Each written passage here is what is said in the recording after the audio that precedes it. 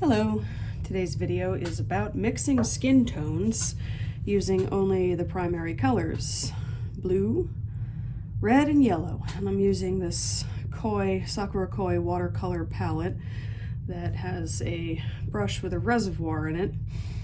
And to get that going, you just wipe the brush on a surface and it's wet. I'm going to start with red 017. Which is pretty close to a cadmium red. Gonna wipe that off on my sponge, clean the brush, and we're gonna get some of this 052 yellow, sort of a lemony yellow.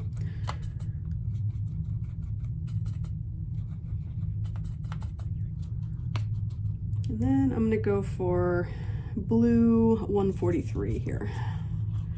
This palette comes with a couple of different blues, but I think I'll stick with this one. It's like a cobalt blue.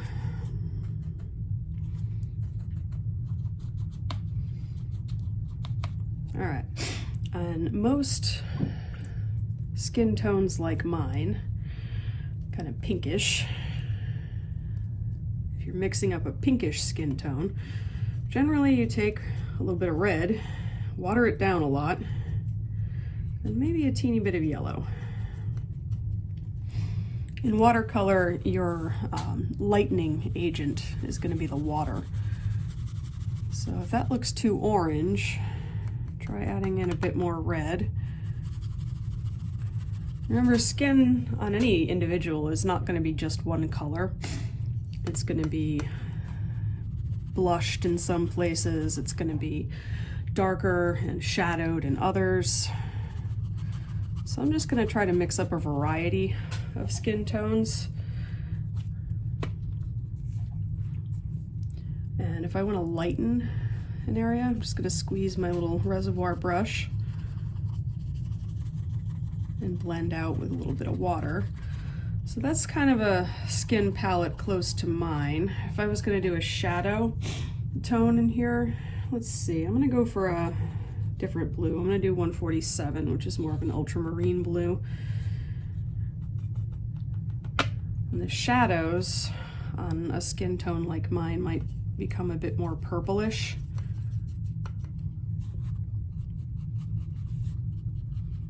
Just try layering some of that.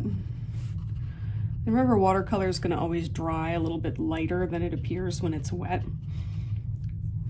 So there's my shadow tone. So I've got a bit of blush, I've got a bit of highlight, I've got a bit of shadow. For a darker skin tone, you need a little bit more pigment. I'm going to start with my red, mix in a bit of blue. Nobody's purple like that. At least nobody I know.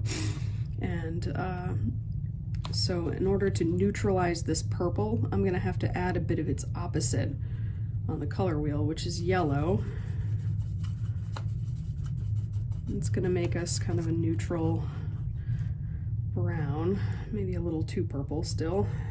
So add a bit more yellow. And just keep trying things until it looks right. Maybe add a bit more red, see what you get. Oh, there we go, that's kind of nice. Maybe a bit more blue. Takes a bit of experimentation to get the right shade of brown, the right balance.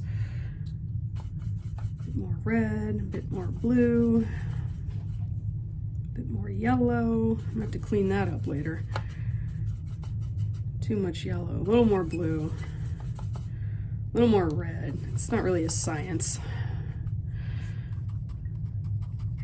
Just try things, see what works. I'm actually going to use a traditional brush and some water to spread this around a little bit.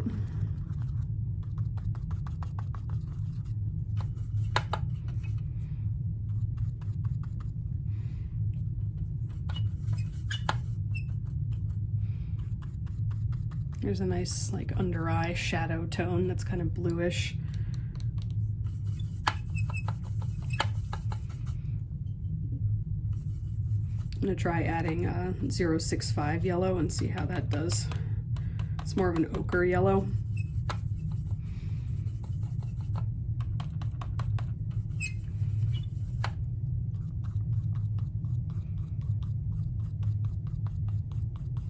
That looks like a good base. Yeah, when you're building a dark skin tone in watercolor, you always start with the lights. You always start with the lightest tone, and you can just take your brush, your dried brush, and pull highlights using this pull-out technique. Right now I'm just kind of messing around trying to find a good shade.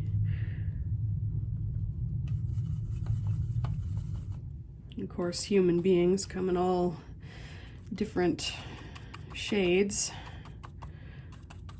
and every single individual face is going to have more than one shade on it. And watercolor is all done with built-up layers. I'm going to try something a bit more in between my two shades here, my two base forms. I'm going to add a bit of this ochre yellow. Water it down considerably. And then I've got a good neutral brown base to start from. If I want to do a bit of a shadow tone in it, I'm going to add blue, water it down, and I've got some shadow tone. Add a bit of blush tone. Warm it up maybe, try something else. That's really needs to be a little more neutral. If you add too much yellow, you add in a little more blue, a little more red to neutralize something that's too yellow. And water to make it lighter.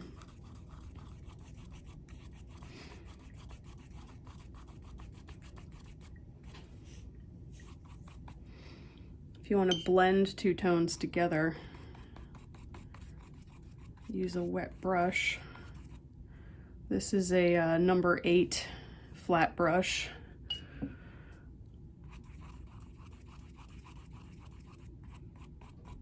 I don't want to put too much pressure on the paper because it's going to turn it into goo. But now if I want to build up darker tones, I gotta wait for this layer to dry. This one's not quite dry yet. You can put in your darks that way.